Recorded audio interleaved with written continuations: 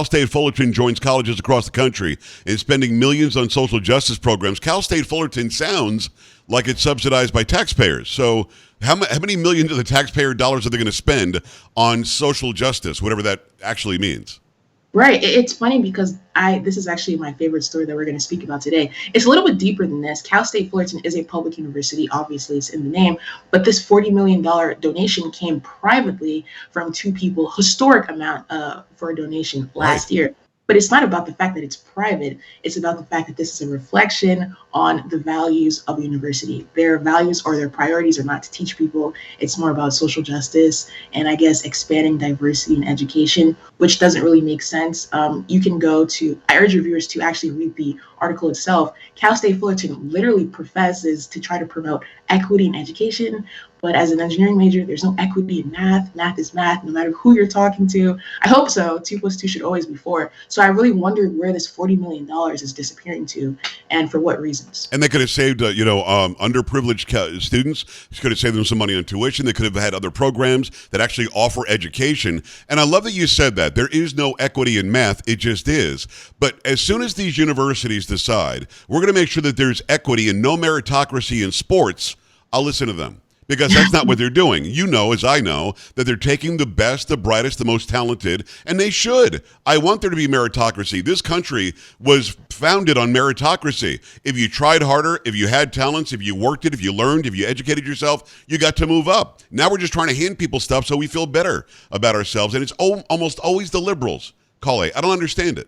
No, everything you're saying is totally right, and there's a deeper point to this, where if we are going to subsidize a group of students for things that are not based on meritocracy or that are based on really random things, you would think it would be on the occupations that actually matter right now. And I'm not dissing other majors, but we are falling behind in the STEM race. China graduates as many engineers as exist in the United States. What a bizarre number. And it's not proportional. It's not just because that there are a billion people living there. It's because people in the United States, for whatever reason, my generation refuses to go into STEM, refuses to go into the sciences. And we're not dissing poli-sci majors, but we can at least try to incentivize students to go into occupations that will make or keep America as the greatest country in the world. No, I couldn't agree with you more. But see, here's the thing. Along with the STEM programs, which you do go through college for, the people aren't learning vocations either. They're not learning how to hang drywall and fix the plumbing. And these are very important jobs. They're driving trucks. These are extremely important jobs. But they've been told from the age of like 2 in preschool that they should go learn about gender studies or why trans women really are women. And then you get a degree in that you can hang on the wall, but you can't do anything with it. And then you're right, the Chinese or Indian engineers, they're dominating us. They're killing us. So how do we change that? Can we convince people of your generation that other jobs are very important and other fields will keep us the great country that we are? Because in another generation or two, we're done. No, you're completely right. I am, as a conservative, I do believe in the free market. I do think it's a tool. I don't worship the free market, but I'm wondering how the free market might shake this back up, might reset this.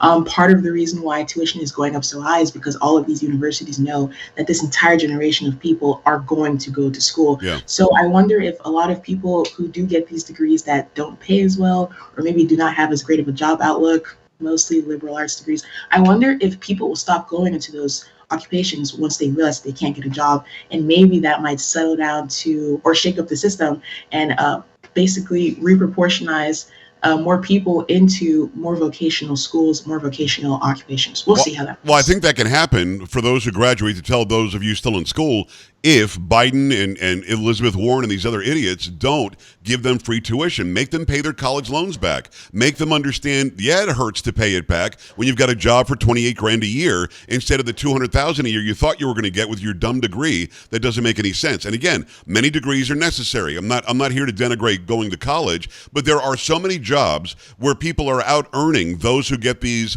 gender studies degrees by 3 times and 4 times. We have to let them know that. But suddenly, guess who comes to save the day? Biden giving you some money off your tuition or your college loan, which makes no sense.